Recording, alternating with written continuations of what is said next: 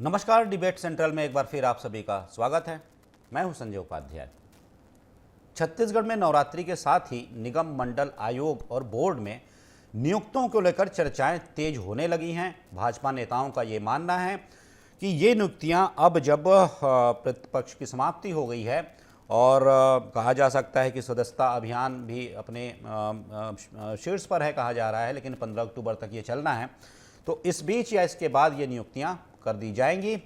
तो अब इस पर जब चर्चा हो रही है कि नियुक्तियां जब होंगी, देखिए पहले भी हम इस पर चर्चा कर चुके हैं, लेकिन जो लगातार जो हम सूचनाएं बदलती हैं, जो लगातार एक कुछ अलग प्रकार के तथ्य मिलते हैं, एक अलग प्रकार के सूत्र मिलते हैं कि कैसे ये नियुक्तियां होंगी, किन्हें नियुक्त किया जाएगा, वो कौन उसके किन्हें अवसर प्राप्त होगा, तब ये एक प्रकार से विमर्श का चर्चा का फिर से विषय बन जाता है, कुल मिलाकर प्रासंगिक हो जाता है।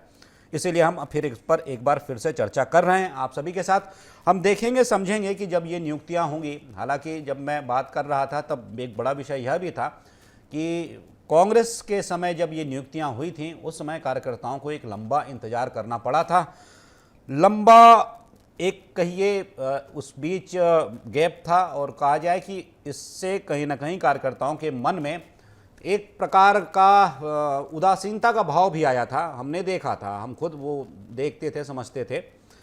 तो अब जब 9 महीने निकल चुके हैं, हालांकि प्राधिकरणों में नियुक्तियां हुई हैं, एक आयोग प्राधिकरण, 2 आयोग में नियुक्तियां हुई हैं, लेकिन जो बड़े स्तर पर नियुक्तियां की जानी है, जिसका नेता कार्यकर्ता इंतजार कर रहे हैं, वो कब होगी, एक बड़ा विषय है। इस पर आज हम चर्चा करेंगे।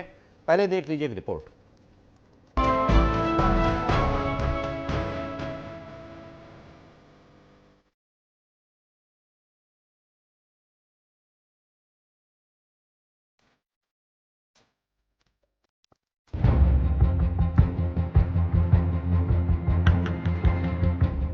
नवरात्रि का आगमन होने जा रहा है और इसके साथ ही निगम मंडल आयोग बोर्ड में नियुक्तियों की चर्चाएं भी तेज हो गई है।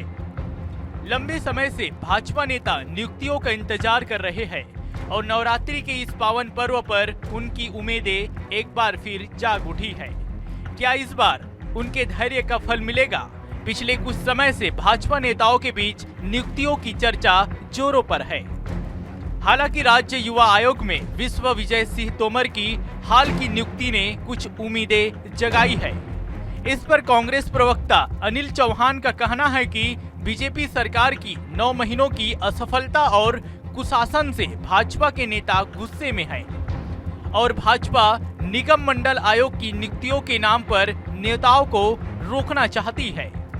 भारतीय जनता पार्टी की सरकार की 9 महीनों की असफलता, भाजपा के कुशासन और सरकार की अलोकप्रियता से बुरी तरह से सरकार और इसके भाजपा के नेता फ्रस्ट्रेशन में हैं। इसके कारण अब कार्यकर्ताओं को रिचार्ज करने के लिए, क्योंकि सामने स्थानीय निकाय के चुनाव हैं, इसलिए इस तरह का शिगूफा छोड़ा जा रहा है कि अब निगम मंडल आयोग में नियुक्तियां होंगी। भारतीय जनता पार्टी सत्ता सेवा के लिए लगती है, न कि सुख के लिए। ये कांग्रेस नहीं है जहाँ पे आपसी सुर फुटबॉल हो पदों के लिए। ये भारतीय जनता पार्टी, इसकी एक व्यवस्था है और इस व्यवस्था के तहत जब भी निगम मंडल की घोषणा होगी, भारतीय जनता पार्टी के कार्यकर्ता पूरे मनोयोग से उसे स्वीकारेंगे। उसके लिए कतई चिंता नहीं है उनके लिए कि इसकी घोषणा कब होगी। इसके लिए जो भी अधिकार प्राप्त समिति है और माननीय मुख्यमंत्री जी इसकी घोषणा करेंगे। छत्तीसगढ़ में भाजपा का शासन लगभग 10 महीने पुराना हो चुका है, लेकिन अब तक पार्टी कार्यकर्ताओं की नियुक्ति का इंतजार खत्म नहीं हो पाया है। ऐसे कई नेता हैं जिन्होंने पिछले 5 सालों में संगठन के निर्देशों का पालन किया और अब उनके धैर्य की परीक्षा हो रही है। अब देखना यह है कि इन नियुक्तियों के लिए कार्यकर्ताओं को और कितनी प्रतीक्षा करनी पड़ती है। Bureau report, DA news plus, Raipur. तो अब देखना यही है कि निगम मंडलों आयोग बोर्ड में नियुक्तियों के लिए कार्यकर्ताओं को कितनी प्रतीक्षा करनी पड़ती है। ये विषय है जिस पर आज हम चर्चा करेंगे। देखिए, ये चर्चा इसलिए भी मैं कर रहा हूँ क्योंकि मैं तुलना जैसा पहले भी कर रहा था जब मैंने शुरुआत की थी कि उस वक्त कितना इंतज़ार करना पड़ा था, अभी कितना इंतज़ार करना पड़ रहा है। हालांकि इससे ये तय नहीं होता कि अभी और कितना इंतज़ार करना पड़ेगा, लेकिन एक कार्यकर्ताओं का मनोबल होता है, वो इस ओर टकटकी लगाए ज़रूर देखा करते हैं कि जब सरकार आई है तो उन्हें भी कुछ मिलेगा, उनके परिश्रम का कुछ मिलेगा, कुछ पारितोषिक उन्हें भी मिलेगा। इस पर आज हम चर्चा कर लेते हैं अपने विशेष मेहमानों के साथ जो जुड़े हुए हैं। गोपाल सामंतो जी हैं, प्रवक्ता हैं भारतीय जनता पार्टी के। गोपाल जी, आपका स्वागत है। सादिक अली हैं, प्रवक्ता हैं कांग्रेस के। सादिक जी, आपका स्वागत है। साथ ही साथ के शर्मा जी भी हमारे साथ जुड़े हुए हैं, वरिष्ठ पत्रकार हैं। आपका भी स्वागत है शर्मा जी। तो अब ये जो बातें हो रही थी, मैं बात सुन रहा था, सामंतो जी जो कांग्रेस के प्रवक्ता हैं बता रहे थे कि आने वाले समय में निगम के चुनाव हैं, इसलिए शिगुफा है।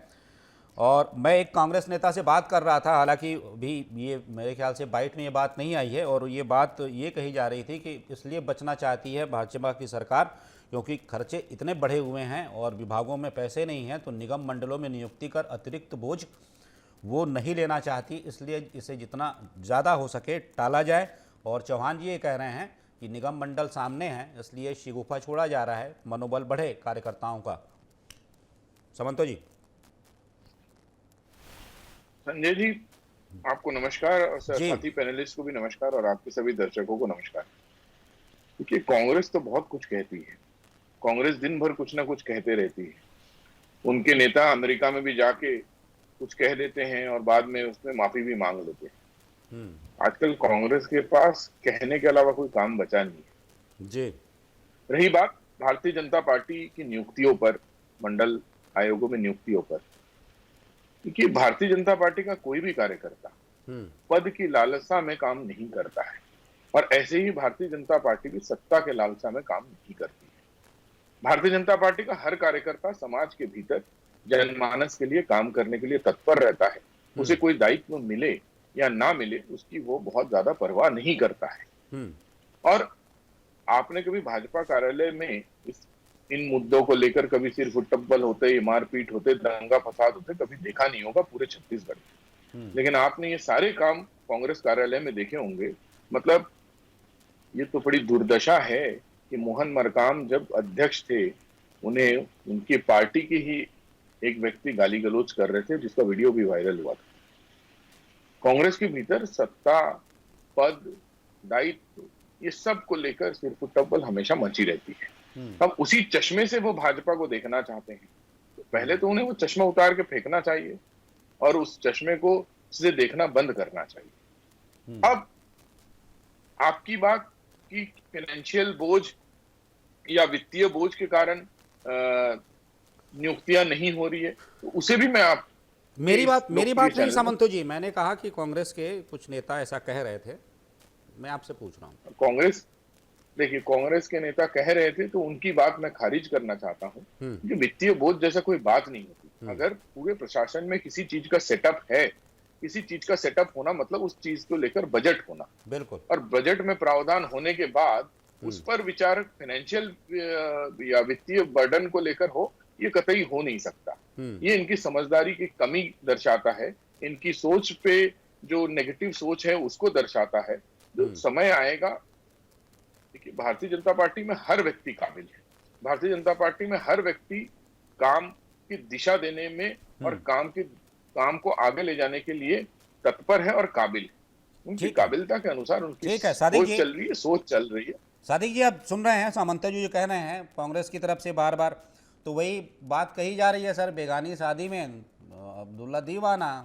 भाई पद तो आपको मिलना नहीं है, भाजपा के कार्यकर्ताओं को मिलना है, उन्हें चिंता करने दीजिए। मैं देख रहा था कांग्रेस के प्रवक्ता हैं, नेता हैं, वो भाजपा के कार्यकर्ताओं की चिंता कर रहे थे। फिर भाजपा ये कहती है कि आपको तो और लंबा इंतजार करना पड़ा था सर, 2 साल का इंतजार करना पड़ा था, 19 महीने का इंतजार करना पड़ा था, अभी तो 10 महीने ही हुए हैं, थोड़ा आप भी इंतजार प्रतीक्षा कर लीजिए।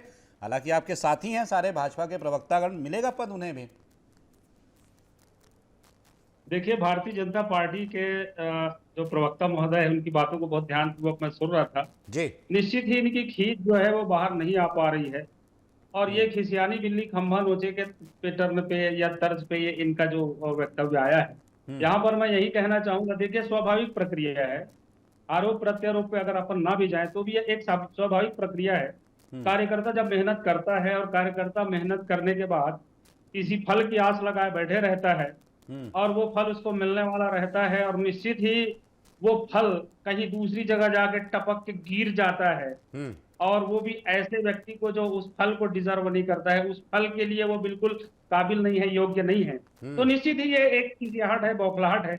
रही बात हमारे पार्टी के टाइम में क्या हुआ था, वो छोड़िए साहब, आपकी पार्टी के टाइम में क्या हो रहा है, जनता ने आपको जनादेश दिया हुआ है। किस तरीके से हमने बृजमोहन अग्रवाल जी को झल्लाते हुए, मोमबत्ती फेंकते हुए हमने देखा है।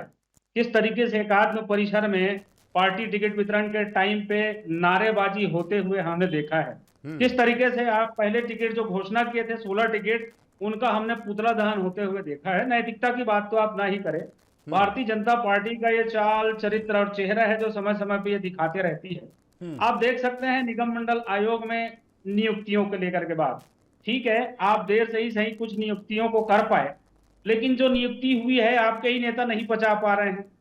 आप राज्य आयोग के जो चेयरमैन है उनकी नियुक्ति करते हैं विजय सिंह तोमर जी, छत्तीसगढ़ में एक से एक काबिल युवा नेता हैं, लेकिन कहां से खोज ढूंढ के लेकर के आ गए आप विजय सिंह तोमर जी को। तोमर जी की नियुक्ति को आप ही के जो नेता है वो पचा नहीं पा रहे हैं। सादिक जी, जमीन जुबान सादिक वो जी, एक काम कीजिए सर, एक काम कीजिए, ये तो बड़ी अच्छी बात हो गई। आप जिन्हें, सादिक जी आप एक काम कीजिए, सुझाव है, आप जिसे अच्छा समझते हैं कि आयोग निगम मंडल के लिए कौन कौन से काबिल लोग हैं, एक सूची आप भी दे दीजिए भाजपा के नेताओं को, मुख्यमंत्री जी को, ताकि वो भी समझें कि आप उनके किन नेताओं कार्यकर्ताओं को अच्छा समझते हैं जिन्हें ये पद मिलना चाहिए। जैसा आपने कहा तोमर जी इस योग्य नहीं है। मैं उसी पे आ रहा था जी। योग्य व्यक्ति ये कांग्रेस पार्टी से लेके जाते हैं ना, आप देख सकते हैं चिंतामणि महाराज जी एक कोल ब्लॉक में वो घोटाले में आरोपी थे, है ना? सर योग्य भारतीय व्यक्ति, सादिक जी योग्य व्यक्ति ये लेकर जाते हैं कांग्रेस से, तो आप योग्य व्यक्तियों को अपनी पार्टी से जाने क्यों देते हैं सर? ऐसा वातावरण क्यों बनाते हैं कि वो आपकी पार्टी से चले जाएं? मैं उसी पे आ रहा हूँ महोदय जी। चिंता उपाध्याय जी, मैं चिंतामणि महाराज जी को ये जी भर के गाली देते थे, कोसते थे, आरोपी आरोपी आरोपी, पता नहीं कौन सा डिटर्जेंट लगाए, भारतीय जनता पार्टी में गए, सरगुजा से वो सांसद हो गए थे। तो हमारे पास लंबी चौड़ी फेहरिस्त है, तो इनकी खींच हम समझ सकते हैं जी। रही बात पदों के आवंटन को लेकर के, आप देख सकते हैं राज्य ओलंपिक संघ में अभी एक नियुक्ति हुई है उपाध्यक्ष को लेकर के, कितना शीशा लेदर हो रहा है वो लेटर को लेकर के। आप देख सकते हैं सोशल मीडिया में किस तरीके से भारतीय जनता पार्टी की किरकिरी हो रही थी। निश्चित ही भारतीय जनता पार्टी के जो प्रवक्ता महोदय है उस खींच को छुपाने के लिए मैं सीधा जवाब ले लूंगा, कोई सवाल नहीं करूंगा सामंतो जी से, लेकिन पहले मैं के शर्मा जी के पास जाऊंगा। सामंतो जी लौटूंगा और सीधा जवाब दीजिएगा, कोई सवाल नहीं करूंगा। बहुत सी बातें कही हैं सादिक जी ने। के शर्मा जी, जैसा कि मैं भी देख रहा था, समझ रहा था, तो कुछ फार्मूले बताए जा रहे थे, कुछ नेता बता रहे थे कि कुछ फार्मूला होगा। एक बड़ी बात ये अब देखने को मिल रही है, जो सुनने में आ रहा है कि निगम मंडलों की नियुक्ति में ऐसा कि उसमें कई बार तो चरण भी बताए जा रहे हैं। आपने देखा होगा एक फेक लिस्ट भी आ गई थी, जिसे फेक बताया गया, सूची भी आई थी, फिर देखिए उसमें 15-16 कुछ नाम, तो ये सब होता रहता है। लेकिन ये भी बातें चल रही हैं, चर्चा में बड़ी जोरों से हैं कि जो नेता, जो कांग्रेस के जो नेता हैं, विधानसभा लोकसभा चुनाव के समय कांग्रेस छोड़कर भाजपा में आए थे और उन्होंने भाजपा के लिए काम किया था, उन्हें भी वरीयता दी जाएगी भाजपा के पुराने कार्यकर्ताओं पर, ताकि उन्हें साध कर रखा जाए। दूसरी बात ये भी हो रही थी कि बीजेपी के जो वरिष्ठ नेता हैं जिन्हें टिकट नहीं दी गई, टिकट नहीं दिए जाने के बाद भी उन्होंने कोई विरोध नहीं किया, बल्कि जमकर पार्टी का काम किया, वो भी इस लिस्ट में हैं। आप भी कोई ऐसा नया, आपने कोई भी फार्मूला देखा है क्या? आप सुना है आपने कि किस फार्मूले से ये पद दिए जाने हैं, या फिर फार्मूला सिर्फ एक ही है, निकटता का? निश्चित रूप से संगठन प्रमुख और मुख्यमंत्री मिलके ये तय करते हैं। जिस तरह से बातें आ रही लगातार कि दिल्ली से सब कुछ तय हो रहा है, तो हो सकता है निगम मंडल की नियुक्ति के लिए भी, क्योंकि दिल्ली के जितने नेता हैं वो छत्तीसगढ़ के सभी नीचे स्तर तक के कार्यकर्ताओं को जानते हैं, पहचानते हैं जी।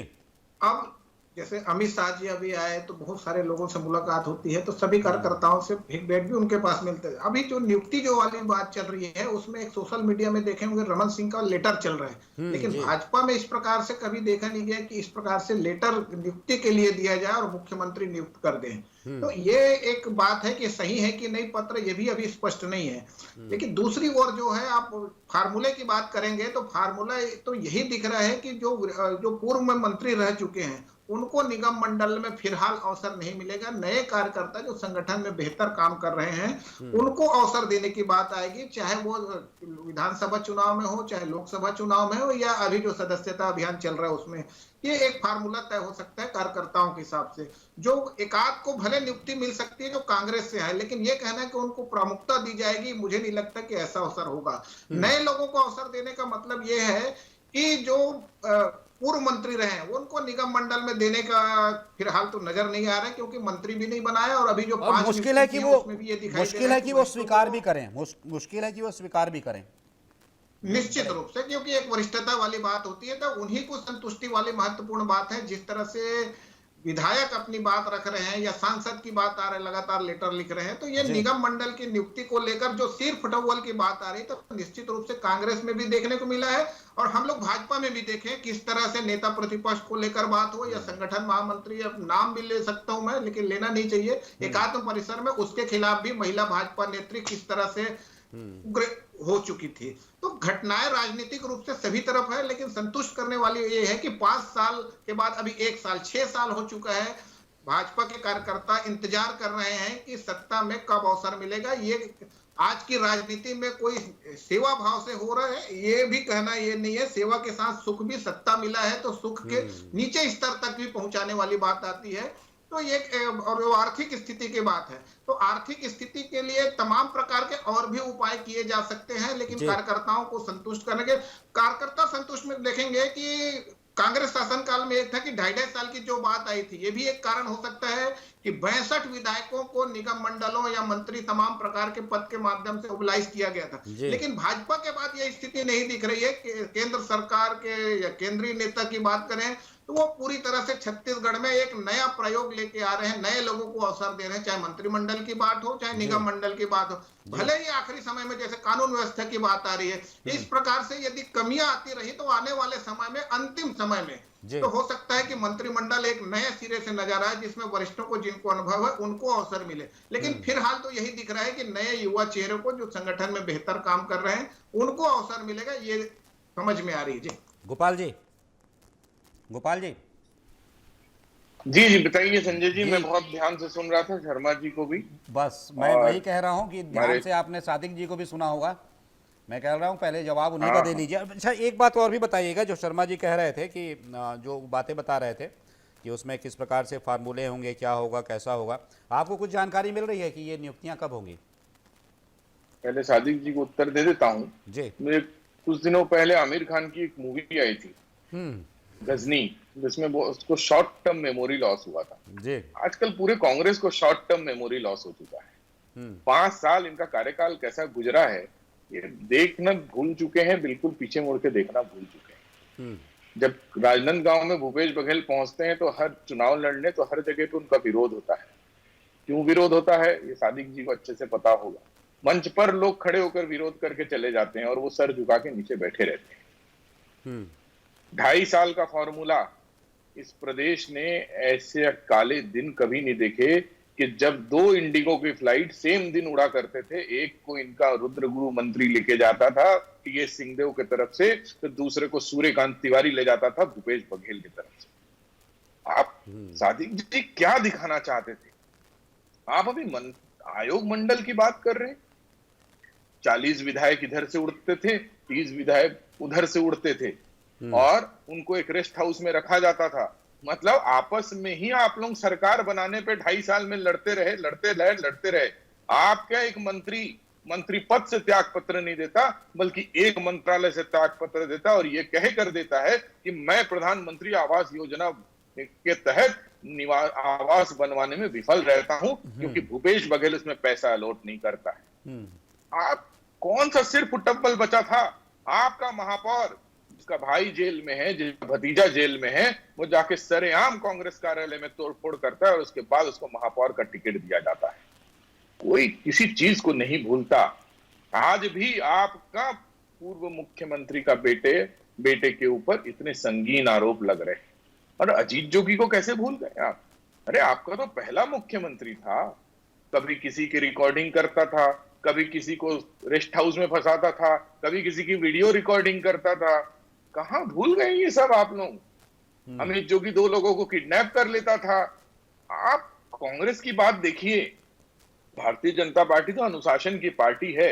आप लोग इधर ज्यादा ध्यान न लगाएं, पहले अपने पे ध्यान लगाएं। आपके अध्यक्ष तो चुनाव हरवा चुके हैं अपने अध्यक्षीय कार्यकाल में, फिर भी कॉलर ऊंचा करके बोल रहे हैं कि क्योंकि उनको भी पता है कि उनके यहाँ हारने वालों को ही पूछ परख होती है। राहुल गांधी भी हार रहा है तो उसको पूछ परख है, तो वो हार लिया तो कौन सी बड़ी बात होगी। राहुल गांधी के नेतृत्व में 3-3 लोकसभा चुनाव हार गए आप लोग, उसके बाद भी उस पर कार्रवाई नहीं हो सकती, तो दीपक बैज पे कैसे कार्रवाई होगी? इसलिए उनका भी कॉलर ऊंचा है। और 2-4 चुनाव हार जाइए उनके नेतृत्व में तो भी उनका कॉलर ऊंचा रहेगा, क्योंकि राहुल गांधी भी उधर चुनाव हारता रहेगा। तो इसलिए आप पहले अपने पार्टी पे ध्यान दीजिए। आपके मोहन मरकाम जी और भूपेश बघेल की लड़ाई कोई नहीं भूला है। ये सब को ध्यान में रखिए, गजनी धर्मात्मा मत बनिए, कांग्रेस को भी गजनी मत बनाइए। जनमानस के बीच में काम करने आए हैं, राजनीति में काम करने आए हैं, स्मरण शक्ति अच्छी रखिए। सादिक जी बहुत लंबा चौड़ा है सर, नहीं दोहराऊंगा मैं। सामंतो जी को सुना मैंने, गजनी पिक्चर की बात की, उसी में थोड़ा आगे वो चले जाते जी, तो उसमें एक डायलॉग था, पैसा खुदा तो नहीं लेकिन खुदा से कम भी नहीं, इन्हीं की पार्टी के जुदेव जी का वीडियो आया हुआ है। तो खैर मैं वो पिक्चरों के डायलॉग पे नहीं जाता। रही बात सिर फुटव्वल मान मनव्वल का, तो वो बृजमोहन अग्रवाल जी के साथ क्या हुआ, किस तरीके से पार्टी ने उनको जबरदस्ती साइडलाइन किया, पूरा प्रदेश देखा हुआ।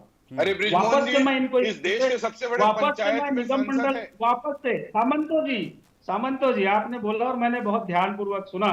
बहुत ही आप रिस्पेक्टेड और प्रतिभावान प्रवक्ता है, निश्चित ही अगली निगम मंडल आयोग में आपका नाम होना चाहिए।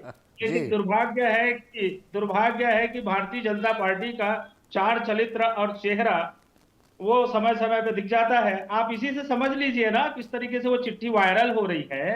एक होटल व्यवसायी जिनका खेलों से दूर दूर तक कोई वास्ता नहीं है, कहां आप गजनी के भूलने वाली बातों पे गए हैं साहब? अभी आप आके देख लीजिए कैसे तू डाल और मैं पात खेला जा रहा है भारतीय जनता पार्टी में। वो होटल व्यवसायी राजनांदगांव जो खेलों का गढ़ माना जाता है, एक से बढ़कर एक प्रतिभाशाली खिलाड़ियों को राजनांदगांव ने दिया है।